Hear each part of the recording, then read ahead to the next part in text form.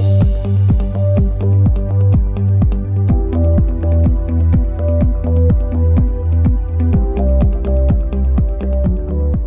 want to welcome everybody to today's episode of AML Detectives. My name is Justin Muscolino from the Global Compliance Institute. Today, we have Kim Manchester from ManchesterCF Financial Intelligence. How you doing, Kim? I'm well, thank you, Justin. How are you? I am awesome, man. I'm pretty energetic and pumped to having you on today. So, Kim, I know you pretty well, but the audience, some might know you, some might not. So tell us a little bit about yourself and what you've been doing lately. I'm the founder and managing director of ManchesterCF. There goes my dog. ManchesterCF provides online financial intelligence training to financial intelligence units, law enforcement agencies, customs services, and the intelligence community. And I've been working in the AML business for about 18 years. Before that, I did a decade of banking in the Far East with the British Bank while based in Hong Kong and Singapore. So I've used all of my skills learning about money laundering to get into the anti-money laundering business. Wow, that's impressive. That's a good segue to legitimate business happenings. Awesome. So I'm curious, so what's hot in your area these days, or what do you see on a domestic and international stage that you think that you're either paying attention to or others should pay more attention to?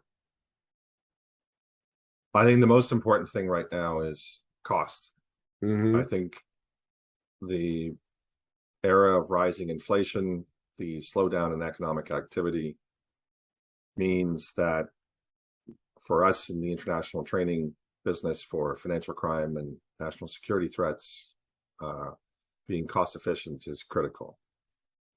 The economic slowdowns of 07, 08, of other periods where this has happened show that on the one hand, financial crime activity goes up.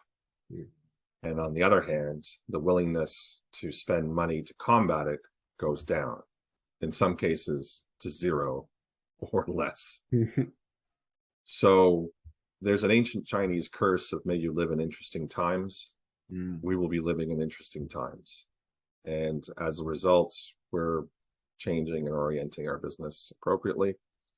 But the feedback from our clients, both in the private sector and the public sector, is very much centered around being cost effective and cost efficient, which for a digital business is very easy to be. So why do you think with the high inflation these days, why do you think financial crimes go up during this period? Right. So it's not necessarily tied to inflation. It's more tied to a recession and a slowdown in economic activity. Individuals and organizations become more prone to working on money laundering and terrorist financing and national security threat transactions because of economic necessity. Previously, successful businesses and individuals never contemplate doing transactions on behalf of others or letting transactions rifle through their business or their personal affairs. But when it comes time to putting food on the table or preventing economic collapse, regular individuals will do extraordinary things. And we saw that time and again in 07, 08, and in other economic crises around the world. Courtesy of the pandemic, this one is particularly global. So we're all in this one together. And so that's what I'm basing that conclusion on. Gotcha. Well, that's a good segue to my next question. So as far as terrorist financing, human trafficking, how does it look today compared to a couple of years ago? I mean, what's changed? I'm not sure much has changed at all. The dark secret within anti-money laundering, anti-terrorist financing, and national security threats is that what's old is new again. And variances in technology and political circumstances and economic circumstances will force variance on themes. But successful money laundering typologies like the black market peso exchange, which was founded in the 70s, has made its way around the planet in various different iterations, but it still operates on a fundamental pattern. And I think you'll find similarities within the likes of human trafficking and terrorist financing. There was a massive concern over crypto assets being involved in terrorist financing and human trafficking, and they do exist. Right. And the Reuters had a fantastic article yesterday or the day before, which was shock. Iran is using crypto assets to pay for imports. Wow. It's like, wow. I mean, that must have just happened last week. You know, that would never have happened before last week. Yeah. I go back to my previous point, which is in dire economic times, regular people will do extraordinary things, and transactions that would never have been contemplated a year ago, 2 years ago, or pre-pandemic, in what has colloquially been known as the before times, now will be contemplated because of economic necessity or because of structural necessity. So that's a terrible answer to your question. I'm so sorry. The TLDR, too long didn't read answer is not a lot and everything. Listen, you don't have to apologize to me. I appreciate that answer. So as far as like, I don't want to get into too much particular, but client demand, right? Are there areas, are there specifics that your clients these days are asking for training in regards to human trafficking or terrorist financing? Or is it kind of broad? Well, so we work with the we work with the Anti-Human Trafficking Intelligence Initiative, and they partner with us in migrating content into our online training program. And so we just released an update a short while ago, re-examining the issue of crypto assets and their use within human trafficking networks in North America and Europe. So we're in a constant state of evolution to keep those programs updated. On the terrorist financing side of things, so we've been working with Dennis Lormel, the former head of financial crime for the FBI, who helped us produce our financial investigations course, which we released 2 weeks ago. It's our biggest course yet. It's huge. And he's going to be helping us with our FIU Connect terrorist financing course, because we're going to add a whole section on right-wing groups in North America and Europe. Wow. Who pose threats from a terrorist financing standpoint to democratic institutions in many countries around the world. So there's increasing complexity there on the terrorist financing side. I think you're also going to find, as certain economies face dire economic circumstances, you know, the government in Sri Lanka has effectively failed. Other nations are having a devil of a time stopping inflation and allowing people to put food on the table. And so insurgent groups that previously may just protest might actually pick up pitchforks and change the landscape of what is classified as a terrorist group and force financial institutions to, I mean, I've always maintained in many FIUs and major banks, you need an academic and political science to make sure the bank is at the forefront of these types of changes, where one group that was previously innocuous decides to pick up an AK-47 or 3 and make a point. So keeping abreast of all that rate of change is staggering.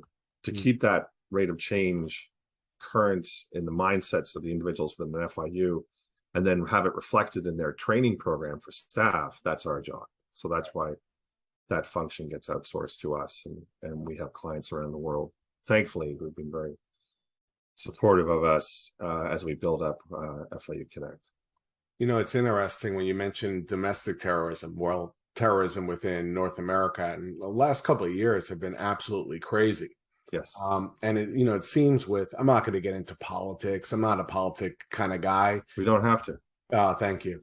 But it's amazing, like the increase of threats and the attributing that to all the social media that's going on.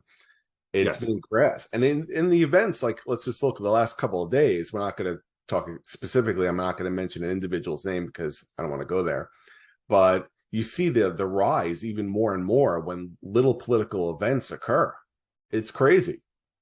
Well, many jurisdictions, Myanmar is one, Mm, other countries where social media campaigns conducted by both domestic interests and foreign interests. yeah. Just think of what the Russians, the Iranians, the North Koreans, China, all sorts of other countries do to influence democracies in different nations around the world. It's not just the United States. Mm, And the ability to stir up emotion to force otherwise rational people to make irrational decisions while accompanied with the assistance of a semi-automatic rifle mm, or other such armaments. That's a terrifying prospect yeah. in jurisdictions around the world. Social media is one of the single largest threats to established democracy that I've ever encountered. I Yeah. don't have a Facebook page. My company has a Facebook page because it's a placeholder. But the level of disinformation that's out there that creates political peril and the need for terrorist activity in the mindsets of people who think that it's a life or death situation, that their very existence is threatened. That creates terrorist financing situations for financial institutions, Yeah. which are impossible to reconcile. The ability to go to a gun show in Florida, as a BBC reporter did a few years ago, and pick up an AR-15 for $800 in cash as a foreigner, and then walk out of the parking lot in front of the camera and say, I just bought this, and she's holding on to it like it's going to go off in her hands. That's one example of the ability to create a domestic terrorism problem straight out of the box. And that capability appears in other countries, in France, where those terrorists struck at the Bataclan. Weapons came out of various parts of Europe on that. And it doesn't matter what the underlying religious narrative is, political narrative. Terrorism is a franchise, and terrorism requires young men and young women to either lay down their lives or put themselves at great peril in pursuit of a political goal, using violence. And so social media impels those individuals to dig deep and pull the trigger. And it's happening around the world with shocking frequency. You don't need a central body to produce a narrative. The narrative can create its own momentum through social media if left unchecked. Yeah. If the Facebooks and the Twitters and those social media platforms refuse to own up to the responsibilities they have, those groups will go unchallenged and create foot soldiers out of nothing who previously were innocuous members of the public and now become armed terrorists, killing civilians to pursue a political goal. That's terrifying. Imagine that. Imagine me saying that sentence, 10 years ago or 5 years ago. 5 years ago, maybe. 10 years ago, that'd be bonkers. Now it's like, yeah, of course. Everyone knows that. What are you, stupid? Why are you telling me this? I know this.